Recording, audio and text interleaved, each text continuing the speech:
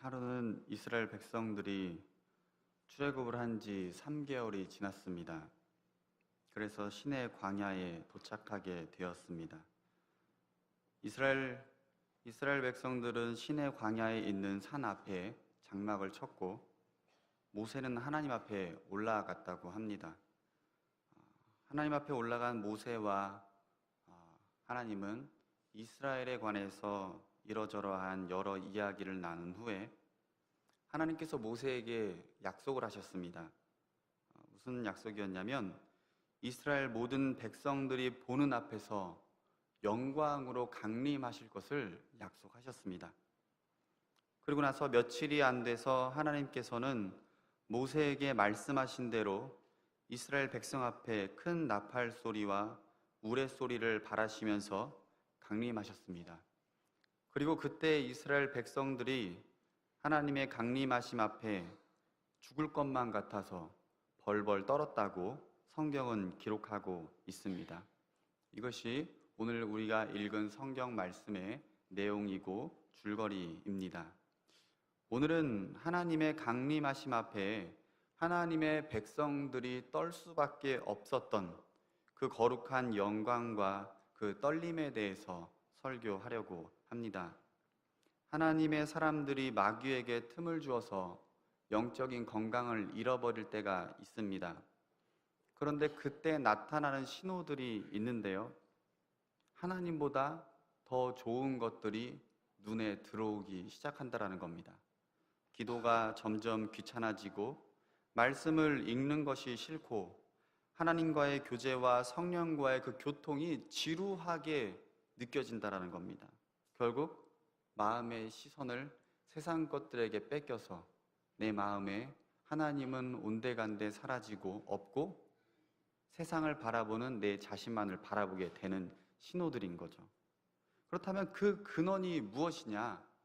바로 하나님을 경외하는 거룩한 떨림을 잃어버렸기 때문입니다. 가끔 기도회를 마치거나 하나님 앞에 온전히 예배를 드리고 나서 은혜를 많이 받고 나서 기분이 좋아져서 흥분해서 말을 많이 하다가 때로는 옆에 사람들한테 상처를 주고 막말을 하게 되고 생각 없는 말들을 너무 많이 뱉어내서 받은 은혜를 전부 다 쏟아버리는 저의 경험과 그러한 성도들을 종종 보게 됩니다. 특히 금요기도회나 수련회 때에 그런 일들이 많이 있는데요. 뭔가 기도를 많이 하고 나니까 뭔가 한풀이를 했는지 기분이 좋아졌는지 말이 많아지다 보니까 말실수를 하게 되는 거죠. 마음에 물론 기도를 하고 수련회를 하고 집회를 하고 예배를 드리면 마음에 평안이 찾아옵니다. 담대함이 찾아옵니다. 기쁨이 찾아옵니다. 그러나 그것과 나의 흥분함 때문에 하나님의 은혜를 쏟아내는 것은 다른 것입니다. 그러므로 성경은 우리에게 이렇게 말씀합니다. 전도서 5장 2절 말씀, 너는 하나님 앞에서 함부로 입을 열지 말며 급한 마음으로 말을 내지 말라. 하나님은 하늘에 계시고 너는 땅에 있음이니라. 그런즉 마땅히 말을 적게 할 것이라. 아멘. 실제 하나님을 깊이 아는 사람과 그렇지 못한 사람은 큰 차이가 있습니다. 말과 행동에서도 차이가 있고요. 그 사람의 생각과 계획에서도 차이가 있습니다. 삶의 전반적인 태도와 자세가 다르다는 거죠. 그 대표적인 것이 바로 오늘 설교 제목과 같이 거룩한 떨림을 소유하고 있다는 것입니다. 제가 좀 시적인 표현으로 거룩한 떨림이라는 단어를 좀 사용했는데요. 저는 이것을 하나님을 경외하는 것, 하나님을 두려워하는 것, 하나님의 그 영광의 무게를 아는 것이라고 말하고 싶습니다. 하나님을 향한 그 거룩한 떨림이 있어야 합니다. 하나님을 향한 생각과 그 묵상의 무거움을 알아야 합니다.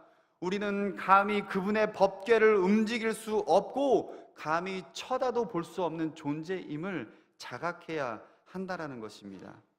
물론 하나님을 사랑하는 편안함도 우리 믿음의 한 요소가 분명하지만 그것을 포함해서 그분의 영광의 무게를 인식하는 것이 필요합니다. 제가 전도사 때 있었던 일이었습니다. 처음 설교를 하다 보니까 어떤 말을 해야 될지도 잘 모르겠고, 그때 계셨던 담임 목사님이 신대원도 아직 안 들어가는데 합격했다고 전도사로 그냥 세우신 거예요. 그리고 오후 찬양 예배 설교를 하라고 막 시키신 거예요. 그래서 제가 이제 막 설교 준비를 이제 또 뭐 배운 것도 없고, 저는 뭐 대학교 4년 동안 노래만 계속했습니다. 뭐 성악가 계속 노래만 하죠. 뭐 인문 과목은 많이 멀리 있습니다. 그래서 이제 설교를 뭘 해야 될까 인터넷도 막 뒤져보고, 이거 어떻게 해야 될까, 목사님 설교를 따라해야 되나, 어떻게나 막 고민을 했습니다.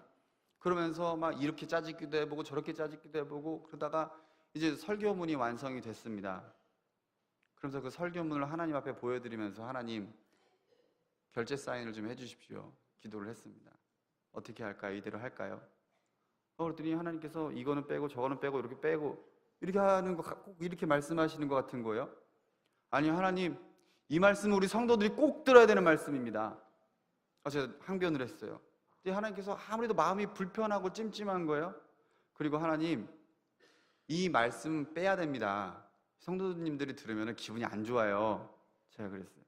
그랬더니 하나님께서, 제가 성령께서 뚜렷하게 저에게 소리 지르는 것을 명확하게 들었습니다. 그 시간은 너가 말하는 시간이 아니라 내가 말하는 시간이다. 제가 그때 처음으로 하나님의 그 공포를 느꼈습니다. 그래서 뺄 거 다 빼고 하나님 말씀만 전하고 내려온 적이 있었습니다. 그렇게 해서 설교 시간을 다 하고 났더니 설교 시간이 2분 30초였던 거예요. 그러더니 어미택 전도사 설교 잘한다고 소문이 난 거예요. 짧게 잘한다고. 그때가 이제 마침 새벽 설교여서 다행이지, 오후 예배 이랬으면 정말 큰일 날 뻔했습니다. 하나님을 편안하게만 생각하는 사람, 가볍게만 생각하는 사람은 하나님을 잘 모르는 사람입니다. 신앙의 발전에서도 어느 수준에 이르면 막힙니다. 기도가 잘 될 때가 있고요, 잘 안 될 때가 있습니다. 어떤 날은 말씀의 은혜를 받을 때가 있고 은혜를 못 받을 때가 있습니다. 은사도 마찬가지입니다. 은사가 처음에 랄랄라 방언을 받아서 10년을 지나도 랄랄라를 하는 사람들이 있습니다. 발전이 없는 거예요. 은사에도 별로 큰 발전이 없습니다. 그 이유가 무엇일까요? 하나님을 가볍게 여기기 때문입니다. 기도의 기준이 나에게 있으니까 내가 기도가 잘 되고 언변이 잘 나오고 말을 유창하게 하고 길게 했으면 마음이 시원한 거죠. 내가 기도 많이 한 것 같은 거죠. 그리고 오늘 내가 원하는 말씀이 나왔으면 눈물도 나고 은혜가 됩니다. 하지만 그것이 하나님이 주신 은혜는 아닐 수도 있습니다. 왜냐하면 그 기준이 나에게 있기 때문인 거죠. 그런 사람들의 특징이 바로 하나님을 가볍게 여긴다라는 것입니다. 가볍게 기도를 하고 가볍게 성경을 읽고 하나님 주신 은사도 가볍게 여기는 것이죠. 그러므로 수준이, 영적인 수준과 경건의 수준이 어느 정도에 이르르면 막힌다라는 겁니다. 그 이유가 무엇일까요? 마태복음 7장 6절, 거룩한 것을 개에게 주지 말며 너희 진주를 돼지 앞에 던지지 말라. 하나님이 나에게 주시는 은혜는 진주보다 귀한 줄로 믿습니다. 대표적으로 이렇게 하나님을 가볍게 여기는 사람들의 특징은 영적인 분별력이 떨어진다라는 겁니다. 이에 있어서 우리는 반드시 기억해야 됩니다. 첫 번째, 거룩한 떨림은 하나님을 만난 사람들의 반응입니다. 한 번은 성경에 보니까 예수님께서 어부들이 배에서 나와서 그물을 씻고 있는 모습을 보셨습니다. 예수님께서는 그 사람들을 보시고 배에 오르셔서 사람들에게 가르침을 주셨습니다. 아마도 하나님 말씀을 가르치신 것 같아요. 말씀을 마치시자 시몬에게 이렇게 권유를 합니다. 깊은 데로 가서 그물을 내려 고기를 잡으라. 밤새도록 낚시를 했지만 한 마리도 잡지 못한 그 시몬이 말씀에 의지해서 내가 그물을 내리리이다 말을 하고는 예수님 말씀대로 정말로 깊은 곳에 가서 그물을 내렸고 많은 물고기를 잡게 되었습니다. 그런데 이 많은 물고기를 잡은 시몬의 반응이 좀 남달랐습니다. 고기를 많이 잡았으니까 예수님 정말 감사합니다. 이 정도면 우리 가족들이 얼마나 많이 먹을 수 있을지, 아니 며칠 동안의 생계를 유지할 수 있을지 모르겠습니다. 너무 감사합니다 라든지, 아니면 예수님 저와 함께 동업을 하시는 게 어떻겠습니까? 8대2로 나누고 5대5로 나누고 주님이 사장을 하시고 제가 영업사원을 하겠습니다, 이렇게 한다든지, 아니면 주님 비결을 좀 알려주십시오, 이렇게 말하는 것이 사실 우리의 생각이고 너무나 당연한 이치가 아니겠습니까?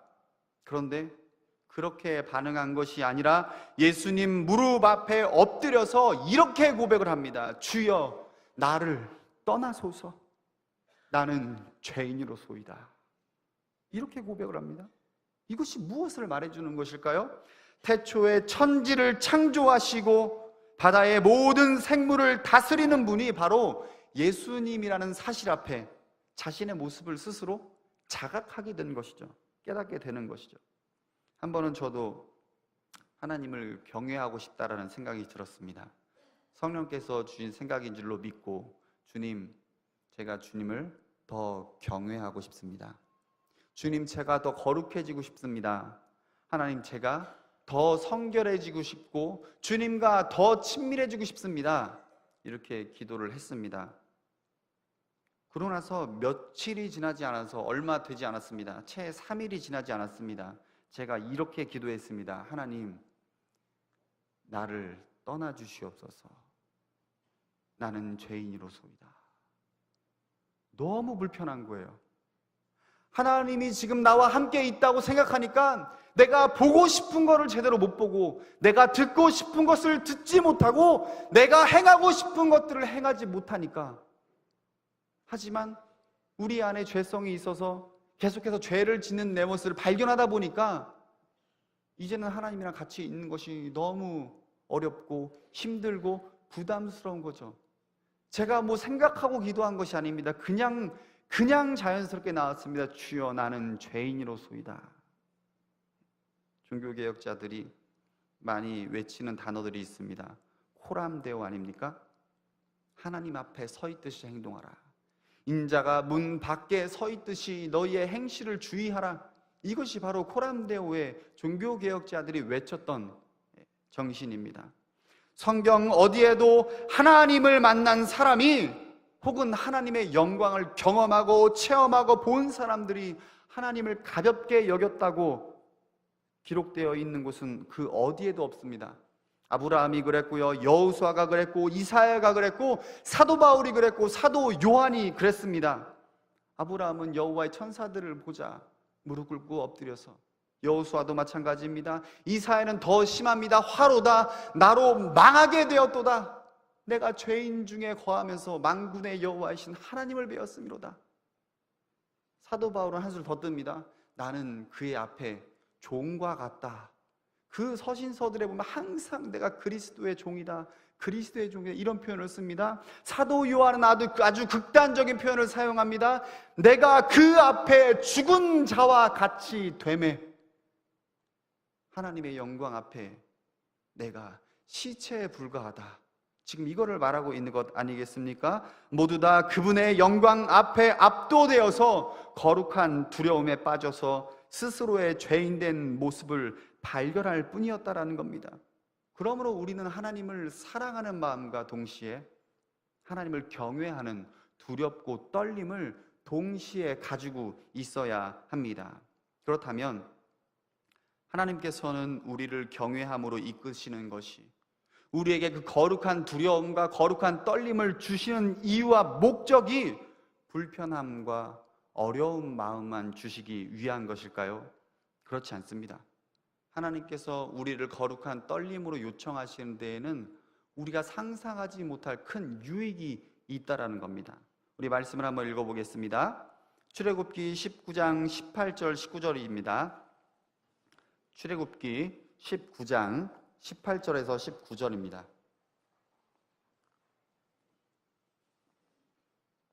함께 읽겠습니다. 시내 산에서 연기가 자욱하니 여호와께서 불 가운데서 거기 강림하심이라. 그 연기가 옹기가마 연기같이 떠오르고 온 산이 크게 진동하며 나팔 소리가 점점 커질 때에 모세가 말한즉 하나님이 음성으로 대답하시더라. 아멘. 거룩한 떨림에는 하나님께서 주시는 유익이 있습니다. 하나님께서 이스라엘 백성들에게 공포스러움과 두려움만 주셨느냐, 그것 자체가 목적이었느냐? 그렇지 않습니다. 오늘 방금 우리가 읽은 말씀에는 하나님의 임재를 경험한 이스라엘 백성들이 나타나 있습니다. 하나님의 임재를 경험하게 하시고 하나님의 음성을 들려주셨습니다. 참고로 20장부터는요 우리가 아직도 고백하고 있는 십계명의 언약을 하나님께서 음성으로 말씀하시는 장면이 나옵니다. 그러니까 하나님께서 거룩한 떨림을 주신 것은 하나님의 임재와 하나님의 말씀, 곧 언약을 밝히 보여주시기 위함이라는 겁니다. 그에 있어서 본문 말씀 16절에서 19절까지의 모습을 좀 살펴보고 싶습니다.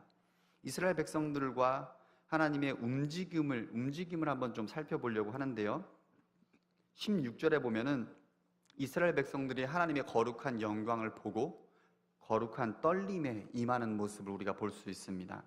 그리고 이어서 17절에는 모세와 백성이 하나님을 맞이하러 나가는 장면이 나옵니다. 그리고 18절에는 그 모습을 보시고 하나님께서 강림하셨습니다. 그리고 19절에 하나님께서 음성으로 대답하시더라. 참고로 여기서 음성은 하나님의 말씀, 하나님의 뜻, 하나님의 언약, 하나님의 계명을 의미합니다. 그러니까 이것은 하나의 우리에게 보여주는 원리입니다. 하나님께서 하나님의 자녀들로 하여금 거룩한 떨림을 주시고 그 경외하는 자들에게 하나님의 임재를 주시고 그리고 나서 하나님의 말씀을 주신다라는 하나의 은혜의 요소라는 것입니다. 많은 사람들이 이렇게 말합니다. 하나님께서 나에게 말씀하시는 뜻을 잘 모르겠습니다. 주님 지금 나에게 무엇을 요구하시는지 잘 모르겠습니다 라고 이야기를 합니다. 저는 그런 분들에게 도전하고 싶습니다. 하나님을 오늘부터 경외하시기 바랍니다. 시편 25편 14절 말씀, 여호와의 친밀하심이 그를 경외하는 자들에게 있으며 그의 언약을 그들에게 보이시리로다. 누가 전능자와 친밀한 관계를 유지하고 있는가? 여호와의 친밀하심이 그를 경외하는 자들에게 있으며 누가 그분의 말씀을 밝히 깨달아 그 언약을 이행할 것인가? 오직 하나님의 그 말씀의 무게를 알며 그분의 영광의 충만함을 깨달아서 여호와 하나님을 경외하는 자, 그런 사람들이 하나님과의 친밀함을 소유하고 하나님과의 그 언약을 밝히 깨달아서 주님의 마음을 흡족하게 한다라고 시편 기자는 우리에게 말하고 있습니다. 참고로 예레미야 22장 30절에 보면 이런 말씀이 있습니다. 여호와의 말씀이라 그러므로 보라, 서로 내 말을 도둑질하는 선지자들을 내가 치리라. 이 말씀이 무슨 말씀이냐면 하나님께서 도무지 말씀하지 않으셨는데 하나님께서 말씀하셨다라고 백성들에게 선지자 노릇하는 자들에게 말하는 겁니다.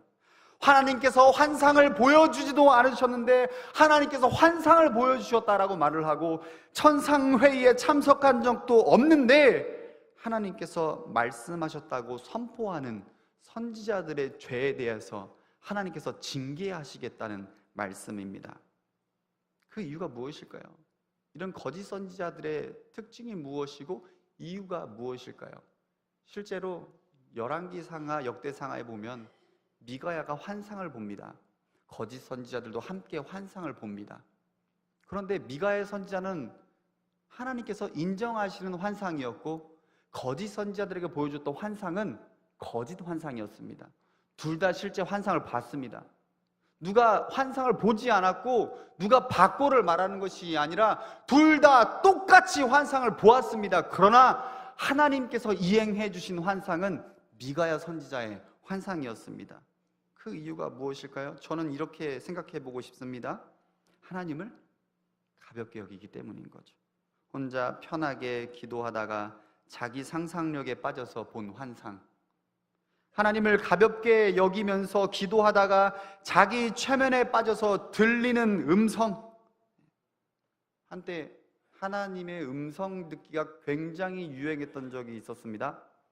한때 어떤 청년들이 하나님의 음성 듣는다고 바닷가에 가서 기도하고 외치고 기타 치고 막 감정이 들끓어 오르니까 내가 오늘 바다 위를 걸으리라, 다 빠져 죽었습니다. 실제 있었던 일입니다. 기독교 내에서. 그 이유가 무엇일까요? 하나님을 가볍게 여기기 때문입니다. 이러한 모든 것들을 분간할 수 있는 영적인 분별력의 기본 중에 기본이 바로 하나님을 경외하는 것에 있습니다. 시편 기자는 우리에게 말합니다. 그들에게 전능자의 언약을 보이시리로다. 우리가 만일 하나님의 말씀의 무게를 저울에 달아볼 수 있다면 그 무게가 얼마나 나가겠습니까? 그분의 임재를 경제적 가치로 우리가 매길 수 있다면 그것이, 그 가격이 얼마나 되겠습니까? 그러므로 우리가 그분 앞에 기도하고 그분 앞에 말씀을 듣고 말씀을 읽을 때에 한 번쯤은 우리가 생각해 볼 필요가 있다라는 것입니다. 무엇보다 오늘 본문에는 하나님의 임재에 관하여서 몇 가지 요소들로 기재가 되고 있습니다. 표현이 되고 있습니다. 첫 번째는요, 청각적인 표현입니다. 소리가 막 나는 거죠. 우레소리가 막 들리고 나팔 소리가 들리고 더군다나 하나님의 음성의 소리가 들리는 상황입니다. 두 번째는요, 시각적 표현입니다. 번개가 치고 빽빽한 구름이 보이고 자욱한 연기가 보이고 산이 막 불타는 모습이 보이고 있습니다. 세 번째는 감각적 표현입니다. 산이 진동을 하고 몸이 막 두려워서 떠는 거죠. 네 번째는 감정적인 표현입니다. 백성의 마음 상태인 거죠. 두렵고 떨림으로 하나님의 영광에 압도되는 우리의 자아를 발견하게 되는 거죠. 이것이 무엇을 말해주시는 겁니까? 하나님의 임재를 전인격적으로 경험하고 있는 이스라엘 백성들의 모습을 기록하고 있는 것입니다. 얼마나 큰 은혜입니까? 어떤 민족이 이러한 광경을 볼 수 있고 봤고 어떤 피조물이 하나님께서 이렇게 강림하시는 것을 경험한 적이 있었습니까? 그 누구도 없었습니다. 이러한 은혜에 관하여 모세가 선포하기를 신명기 33장 29절 이스라엘이여 너는 행복한 사람이로다. 여호와의 구원을 너같이 얻은 백성이 누구인가? 하나님 앞에 전인격적으로 눈과 귀와 온 몸과 마음까지 하나님의 임재를 경험하고 체험하는 순간이었던 것입니다. 이스라엘 백성들이 누린 그 전인격적인 임재를 원하십니까? 전인격적으로 하나님을 경외하시기 바랍니다. 그분께서 우리에게 임재하실 줄로 믿습니다. 그렇다면 우리가 어떻게 해야 이스라엘 백성들이 누린 그 거룩한 떨림 앞에 하나님을 경외하는 삶을 살 수 있을까요? 그러한 임재를 우리도 경험할 수 있을까요? 우리 출애굽기 19장 16절 한번 읽어보겠습니다.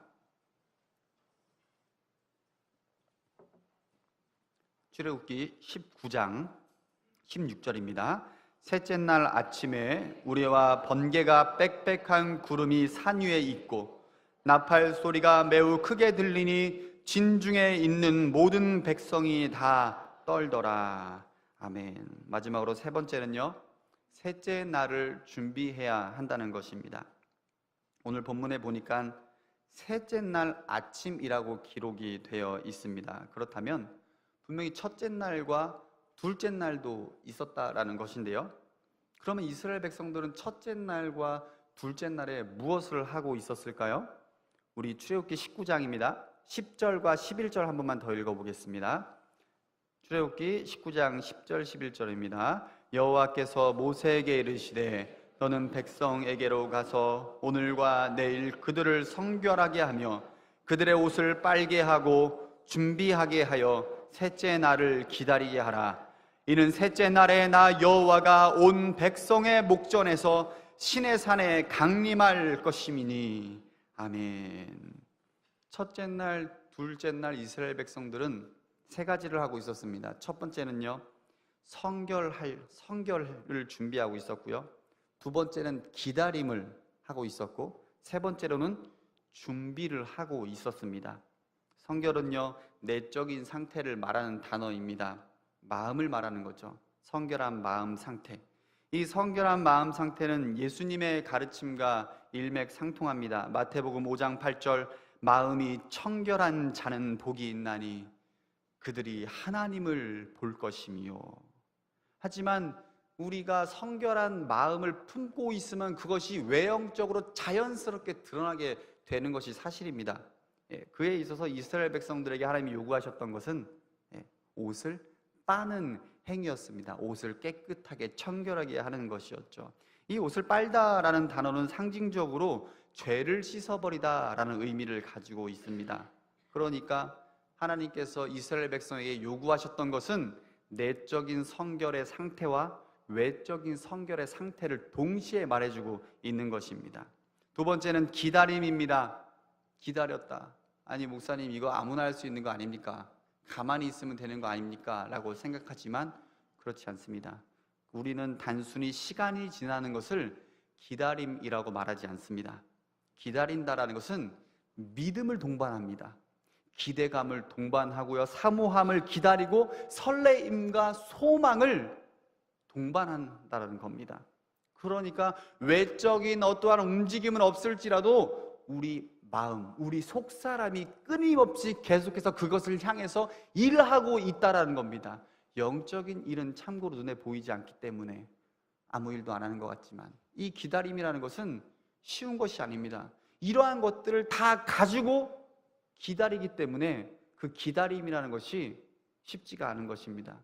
현대인들에게 있어서 가장 못하는 것 중에 하나가 심심함과 기다림이라는 것입니다. 그래서 지하철 타면 전부 다 사람들이 이제 핸드폰을 이렇게 보고 있는데요, 심심한 걸 참지 못하고 도착하기 전에 그 기다림을 참지 못하는 것이죠. 마지막으로 세 번째는 준비하게 하여 셋째 날을 기다리라 말씀하셨습니다.